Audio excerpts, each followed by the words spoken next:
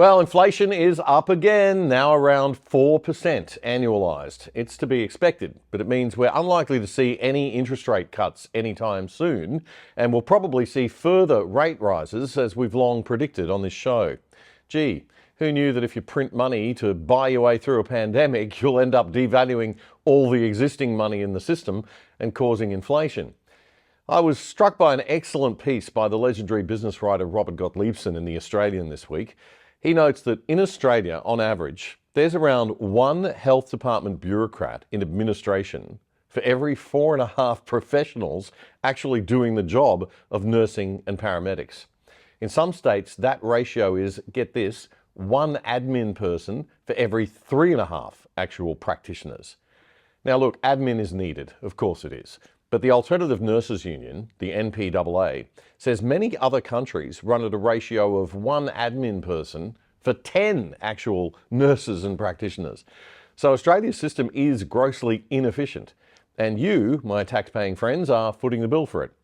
Gottliebsen notes that health costs are rising at a staggering 5.7% a year, almost 2% more than inflation, and are the third biggest inflation booster.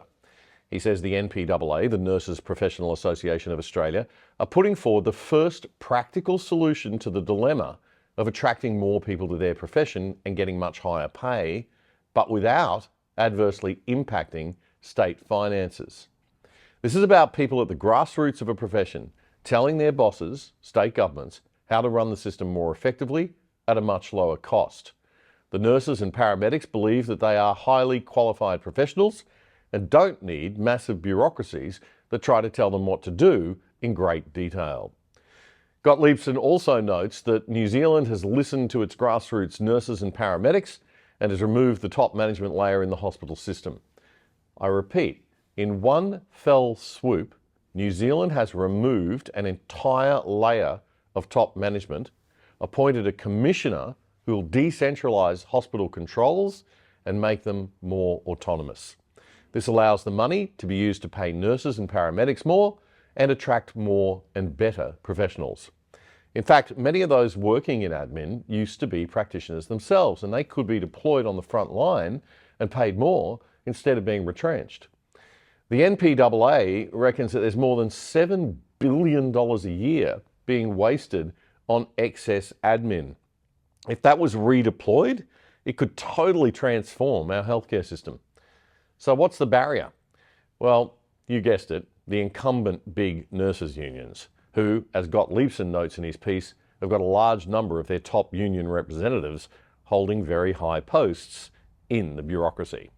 So the big unions have absolutely no incentive whatsoever to make any change that would cut back the number of fat cat bureaucrats.